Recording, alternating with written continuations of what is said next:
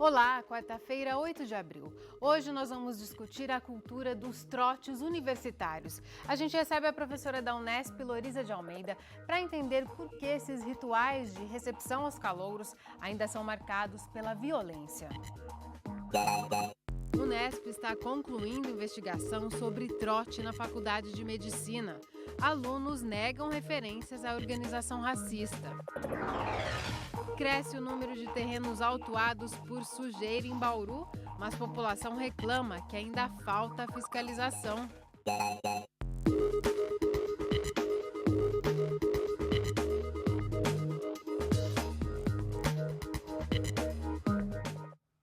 A gente começa esta edição falando da sujeira na cidade. A Vigilância Ambiental intensificou o trabalho de fiscalização de terrenos baldios nas regiões de maior incidência de dengue em Bauru.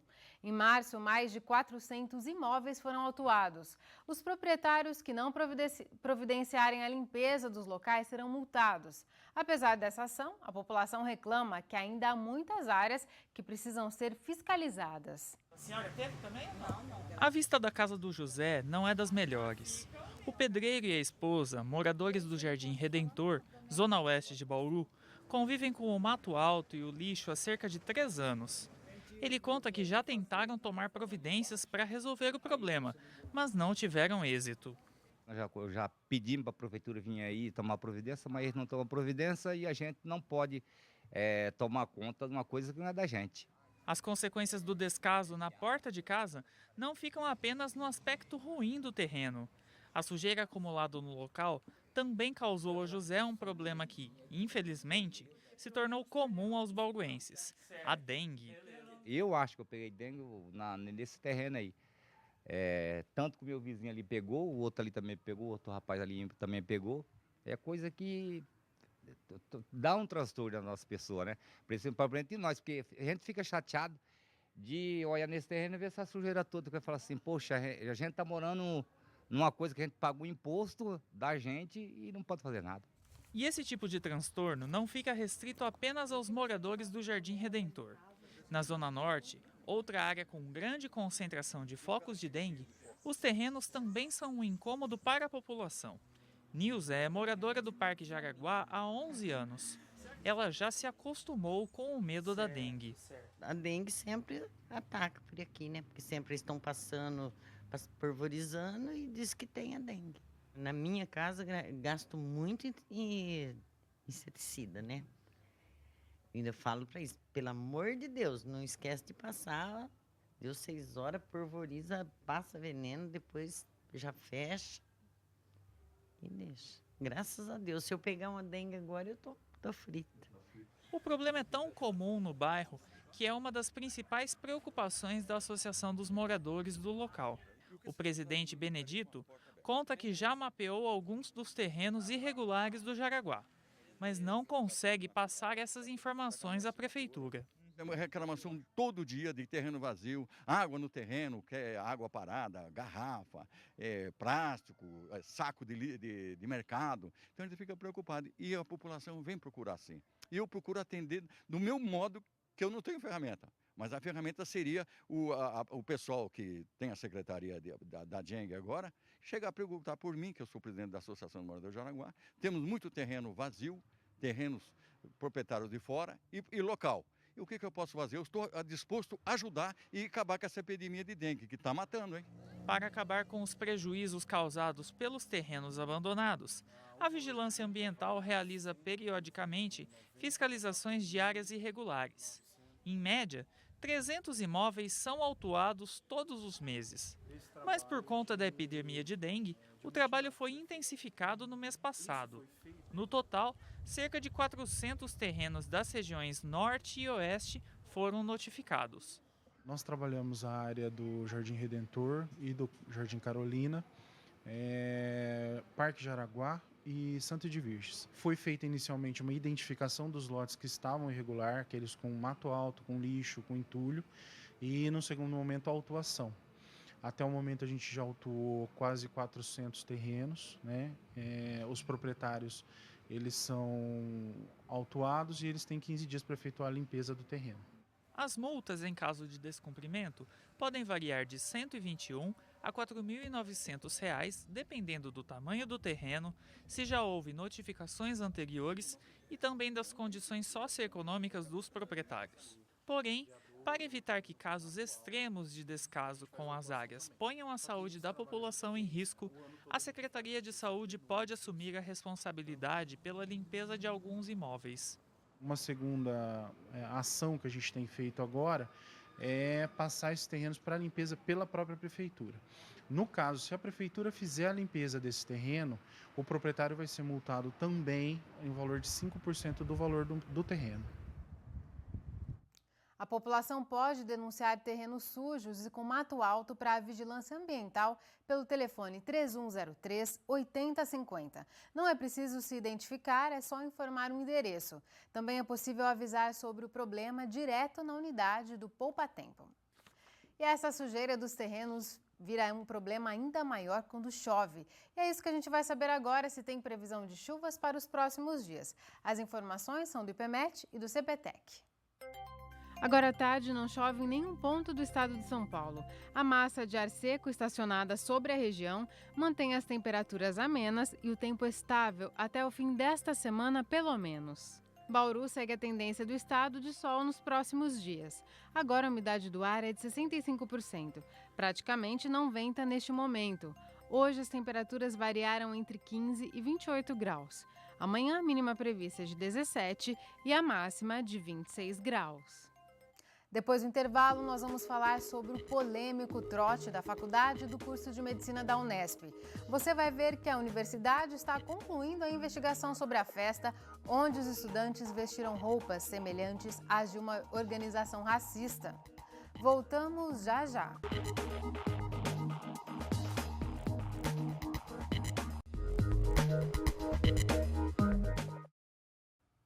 A ITE, a Instituição Toledo de Ensino em Bauru, vai promover um seminário para tirar dúvidas sobre o imposto de renda.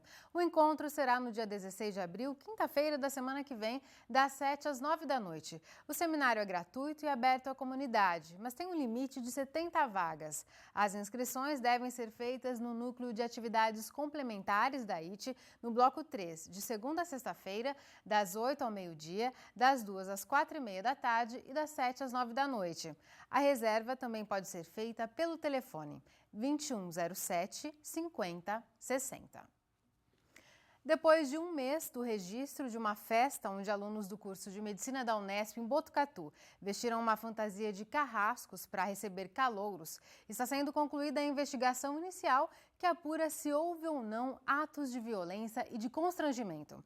A fantasia lembrava as roupas dos membros da organização racista Ku Klux Klan. A festa foi realizada pelos alunos do 6º ano e era chamada de Batizado de Medicina. Em imagens divulgadas na internet, é possível ver os veteranos vestidos de carrascos e os calouros ajoelhados. Com a divulgação da imagem em redes sociais, os alunos foram acusados de fazer apologia à Ku Klux Klan, uma organização americana que perseguia e assassinava negros por defender a supremacia da raça branca. A nossa equipe esteve na Unesp em Botucatu, mas nenhum aluno quis comentar o ocorrido. Após o episódio, eles divulgaram uma carta de retratação. No documento, os alunos do 6º ano declararam que em nenhum momento procuraram fazer alusão a grupos que preguem intolerância ou extremismo, mas reconheceram que houve margem para essa interpretação. Por isso, pedem desculpas a todos que se sentiram de alguma forma ofendidos pela escolha infeliz da fantasia. Pedem desculpas também à comunidade acadêmica, diretores, professores, alunos e funcionários por terem sido julgados injustamente.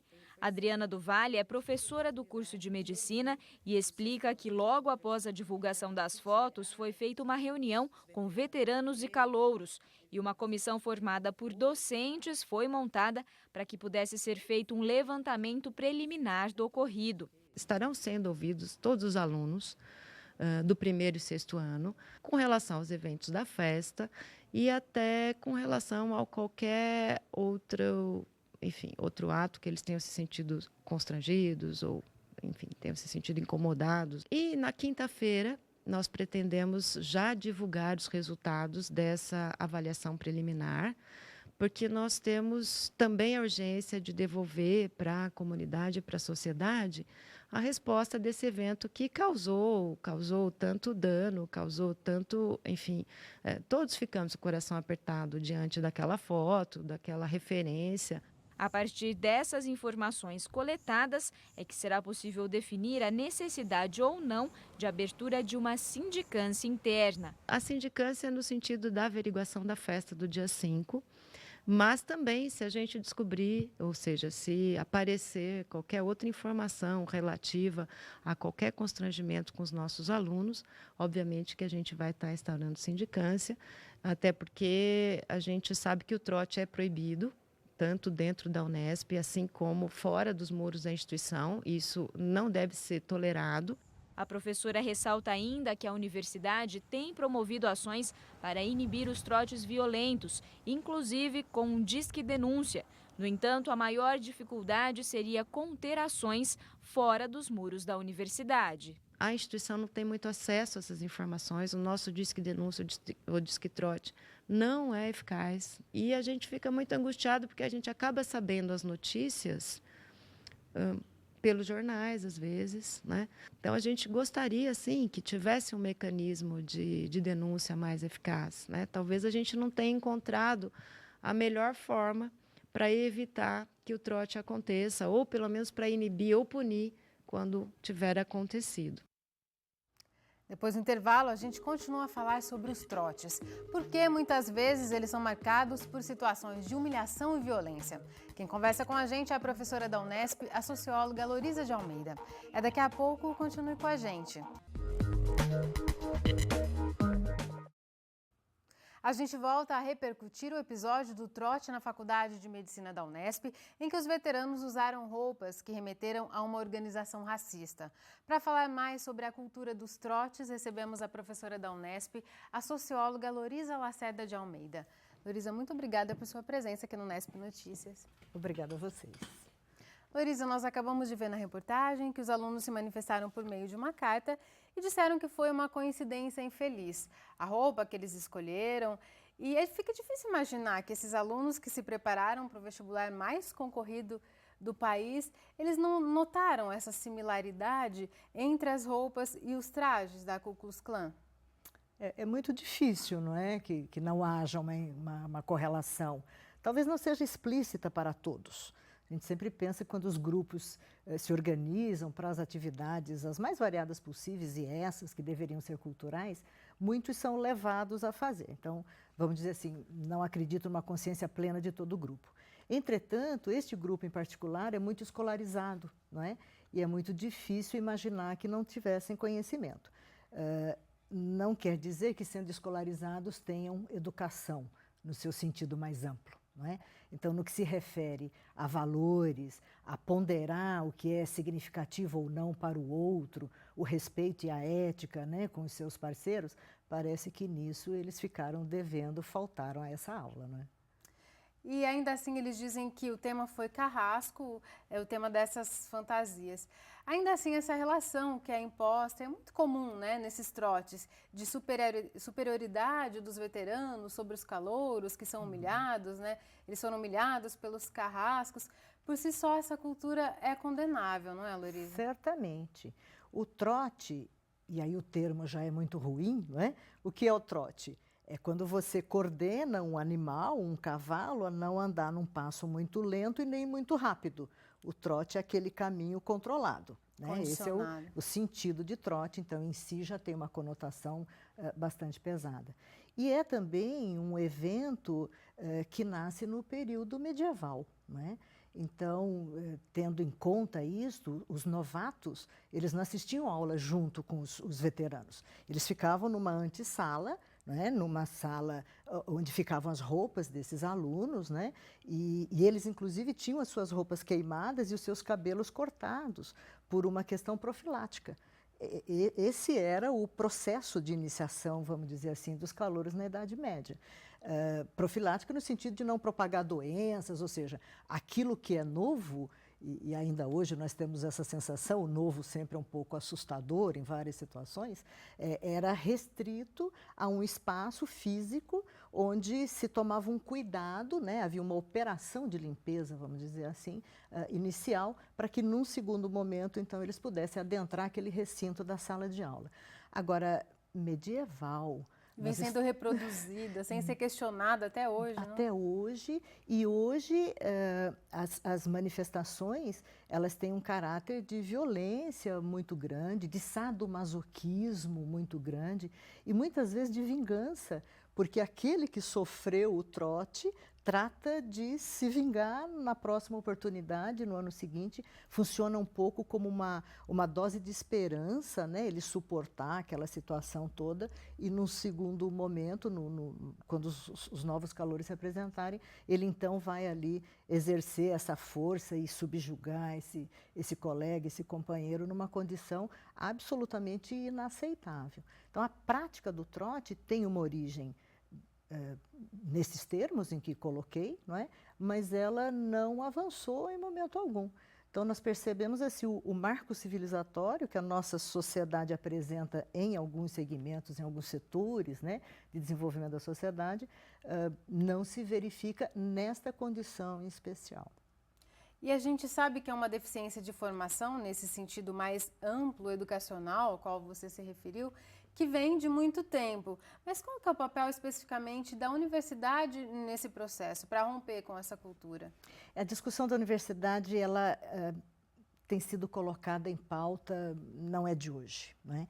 Hoje, notadamente, ela se coloca na função da formação técnica do profissional, né? E tem feito isso certamente com muito valor, com muita capacidade, com muita competitividade, como vemos, né, no cotidiano da universidade.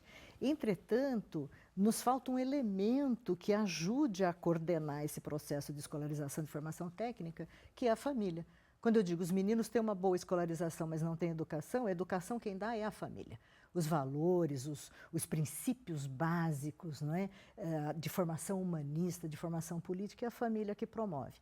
A universidade, como instituição, tal qual ela está organizada, ela tem muita dificuldade de operar neste campo, embora se coloque a tarefa de formar cidadãos. Mas não faz isso, não consegue realizar isso através de atividades específicas ou de ações organizadas, com um tempo premeditado, com tarefas de caráter cultural e etc. Se faz no cotidiano. E, obviamente, os professores universitários, ou os professores no sentido mais geral, têm limitações de toda ordem também. Então, esperar que a instituição, a universidade, no caso dos trotes, né, se responsabilize integralmente por isso, é uma esperança falha. Não é possível, a instituição não tem esse papel, ela não tem essa competência, ela não tem uma estrutura administrativa, digamos, né? Nos moldes como ela se constitui hoje. Hoje, ela não tem esse desenho, né? Ademais, a universidade tem uma dificuldade ímpar, e é estranho dizer isso, mas é verdadeiro, de estabelecer uma conexão direta com seus alunos. São mundos distintos. Eles se unem no momento da formação técnica. Mas não é verdade. Nós temos hoje, para pensar, por exemplo, a transição desse mundo tecnológico que nós vivemos nesse momento, né, há um distanciamento muito grande entre os estudantes, os professores e os servidores, né? Então, o diálogo em relação às questões que são da vida cotidiana, né, do dia a dia propriamente, a questão do álcool, a questão da sexualidade, a questão do comportamento social, a questão da política, do exercício da ética, né, são situações que são muito previstas em cursos cuja natureza do curso permite isso, que não é a maioria dos cursos que a universidade oferece. Loriza, para a gente concluir, é o mais difícil, né? Como dar conta desse desafio de romper com essa cultura que quase naturaliza a violência? Quais seriam as pessoas responsáveis, as entidades, então, para que esses alunos consigam repensar esses modelos que eles vêm reproduzindo sem questionar? Em primeiro lugar, eu penso que a gente precisa dizer que a mídia é fundamental. Nós vimos no bloco anterior, né, a colega, a professora, dizendo que às vezes as notícias chegam pela mídia e não por canais institucionais, né? Isso é muito significativo. A mídia tem um papel importantíssimo e, quando o cumpre bem, certamente é um coadjuvante importante dentro desse processo, né? O outro elemento que venho pensando, estudando nesse sentido, aponta para um processo de uma crise muito profunda na sociedade brasileira. Sem pensar nas outras, vamos nos restringir ao nosso pequeno lugar, não é? Há uma crise de valores muito grande. Olhamos hoje para os movimentos sociais, para o que se diz na rua, o que se diz nas mídias, enfim, né? A maneira como se trata o outro. Há um processo bastante virulento no que diz respeito à relação humana. Talvez a gente se aproxime de uma crise muito séria, talvez a gente precise viver essa crise e, do outro lado, perceber uma nova forma de nos organizar e de estabelecer a convivência social.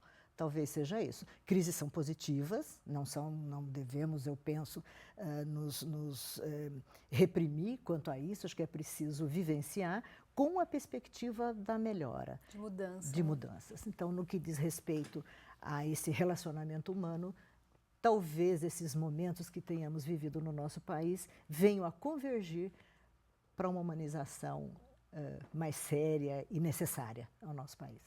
Certo, Loriza, muito obrigada por aprofundar essa discussão. Ok, obrigada a vocês.